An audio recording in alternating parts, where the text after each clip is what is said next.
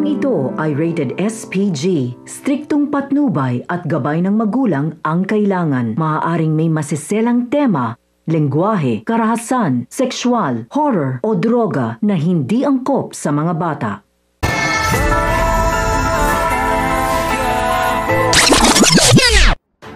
Ang mga dapat nating abangan sa FPJ's Batang Quiapo.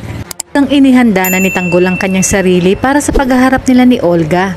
Pinakiusapan nga ni Tanggol si Chip Espinas na gawin pa din ito ang pinagagawa sa kanila ni Olga, na siya'y tapusin upang nang sa gayon umano ay makilala niya itong si Olga.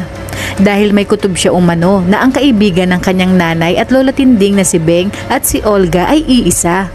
Ngunit hindi nga ito sinangayunan ni Chip Espinas. Ayon nga kay Chip Espinas na ilalagay ni Tanggol sa alanganin ang kanilang trabaho sa loob. Ngunit sinabi nga ni Tanggol na pagkatiwalaan siya ni Chip Espinas gaya ng pagtitiwala nito nang gawin niya itong isang trustee.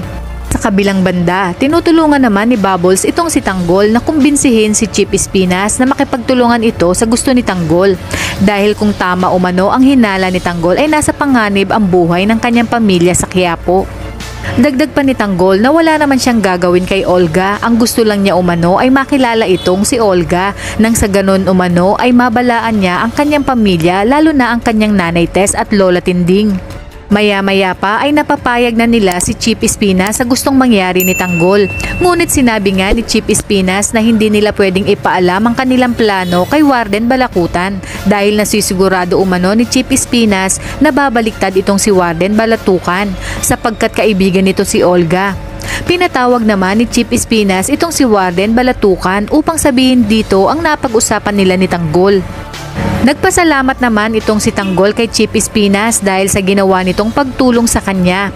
Diretsahan namang sinabi ni Chip Espinas kay Tanggol na ang lahat ng ito umano ay may kapalit. Napaisip naman si Tanggol kung ano ang ibig sabihin ni Chip Espinas. Kaya naman kapamilya, kapit lang dahil marami pa tayong mga eksenang dapat abangan sa pambansang teleserye ng sambayanan, ang FPJ's Batang Quiapo.